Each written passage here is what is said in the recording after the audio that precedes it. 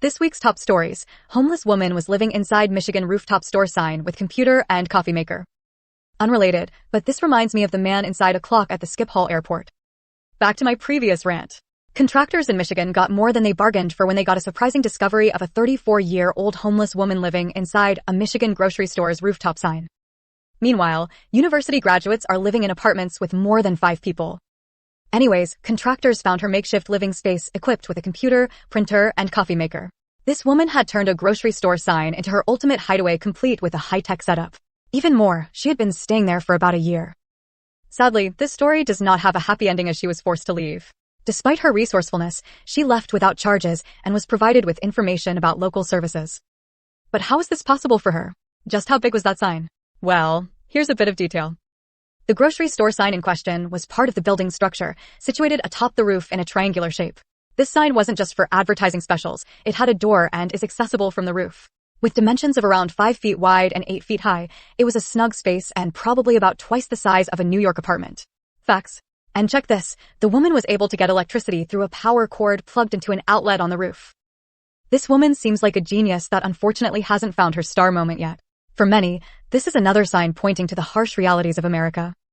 So you've heard the story. So what's all the drama around this?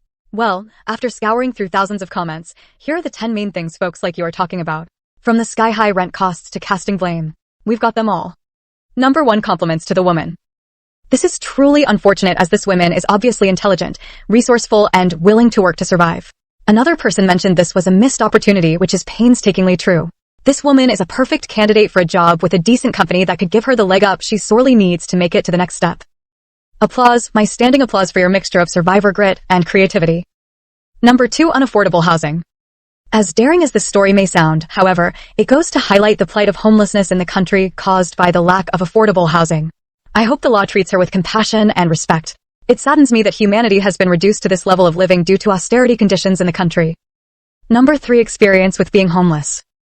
I spent a few nights on a hotel rooftop when I was going through hard times. Enter the hotel as if you are a customer, confidently board the elevator, go to last floor or any floor, then take the stairs to get to the rooftop. There's a whole slash space where maintenance access to the top. Flip it open and voila, you are on rooftop. Number 4, criticism with the resources offered. When you are homeless and somebody provides you with some information about services in the area, it is zero help. The homeless shelter full of drug addicts is that way. Zero help. There are better options? I beg to differ. Many would be off the streets if there were better options. Number 5, agreement with the eviction. For people saying she wasn't harming anyone and just leave her alone, sadly, it is a liability thing. Once they knew, if they let her continue, and she got hurt getting up there or something, she could sue them. City finds out you got an occupied dwelling with no smoke alarm, plumbing, etc. Fines, fines, fines. Sorry, they're not being mean, just smart and living in reality, aware of consequences. Number 6, criticism with the government and the rich. Serious question. If people are willing to live in a 5x8 box, then why don't we have anyone building ultra-cheap housing to accommodate that lifestyle? Answer. Government building regulations.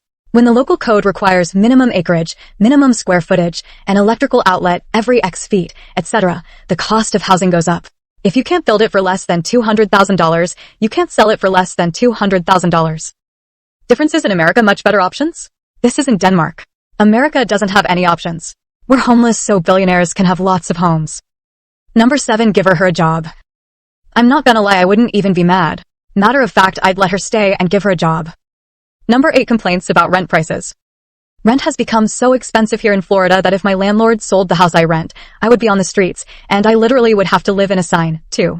So I can empathize with this woman's situation. Number 9, cold winter. All I can think about is how cold she must have been during the winter. I hope somehow this publicity will bring her out so she can tell her story. It needs to be shared. Number 10, vacant houses. A disturbing fact is that there are more empty houses than there are homeless people in this country. Based on currently available data, there are about 31 vacant housing units for every homeless person in the US. Today's lesson, life is unfair. The end. Share your thoughts in the comments section too. We're dying to read them. And do remember to subscribe for more and check out our cool merch in the description.